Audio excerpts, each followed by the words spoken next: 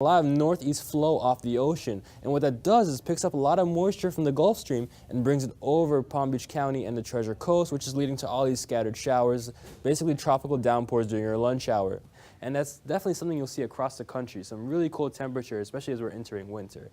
So taking a look at this cold front, the first cold front moving here on Friday, we'll start to see some showers into tonight, and the real bulk of the rain will be here on Friday until the second cold front comes down here and clears out our air and gives us some very dry conditions, maybe a couple showers still off the ocean from time to time, but nothing much to speak of as far as heavy rain. The hurricane decided to change its course, and instead of moving due north, begins to move to the northwest. That will kind of shift things over just a little bit. Now the right front quadrant would be over here and the left rear quadrant would be over here. And this applies to every single direction, about half an inch in Palm Beach County to about an inch North Palm Beach County. But the real bullseye over here was just to the south of Stewart and to the west of Hope Sound. In points like Palm City and near Port Salerno, we got anywhere from 2 to 3 inches of rainfall in a very small amount of time. Now the tropics are not dead just yet, even though it's November. We do have one area all the way out in the middle of the Atlantic, Tropical Depression 19, about 1,000 miles away from Bermuda, that will be moving slowly to the north, not affecting any land masses or anyone other than the fish.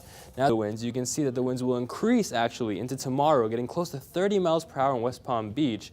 As the week goes on, it will continue to stay with us. What those showers did do earlier today is really cool us off in the Treasure Coast, only seeing a temperature of 73 degrees in Stewart and 74 in Port St. Lucie, compared to places like Boca and Wellington, where we've had sunlight all day, and we're actually in the lower 80s for now. Now, as the week goes on, we'll start to see this cold front all the way out here by Oklahoma slowly work its way east. And what that will do is kind of change our wind direction, bring us a lot more rain, especially toward the end of the week. For the time being, we're stuck with this high pressure sitting over the southeast with this flow. And what this flow is doing is bringing a lot of showers off the ocean like we saw earlier today. Now, even though we do see a break for now, as the week goes on, we'll continue to see this easterly flow that will continue to bring in showers from time to time. It won't be a washout, but it won't be completely dry. So you can see in Palm Beach County, we do have a lot of the rain already past the turnpike inland, away from the coastal regions. But there's a chance that more rain will develop and work its way in. There was a shower earlier in Boca and that has already moved to the west toward 441. We do have a couple other showers by Wellington and Royal Palm Beach, and basically that's allowing for tropical downpours. Now these clouds really aren't that high, only around 20 to 30,000 feet, so there really isn't a chance for lightning or anything really heavy. Just a really nuisance when you're out there driving, some showers, some really ugly conditions as far as driving. Now, looking at Jupiter, we did have rain for several hours earlier this morning. It's quieted down a little bit. Rain is lighter, but there could be some heavier showers working in later, which would add to the rain totals that we are seeing. We're seeing rain totals of anywhere from a half an inch to an inch for now. There are some heavier spots just off near Fort Pierce, where it could be slightly heavier for a time being, but for the most part, we're quiet in the eastern part of our counties, with just a little bit more heavy rain by Wellington and out west. Now, as time goes on, we could see some more showers develop off the Gulf Stream, and that will probably continue for the rest of the day, leading into a very wet end of the day on today. Thursday and Friday and Saturday, slight chances of rain.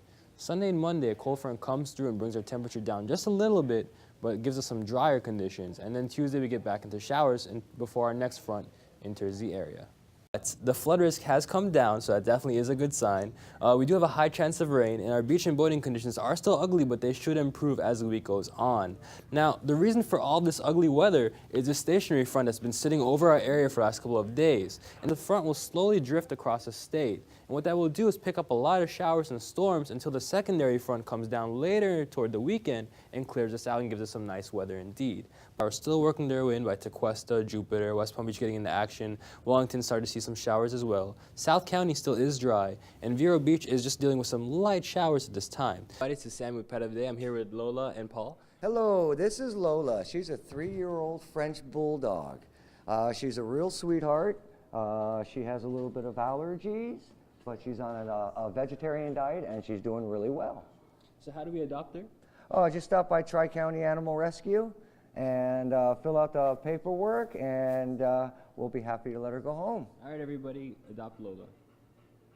So cute.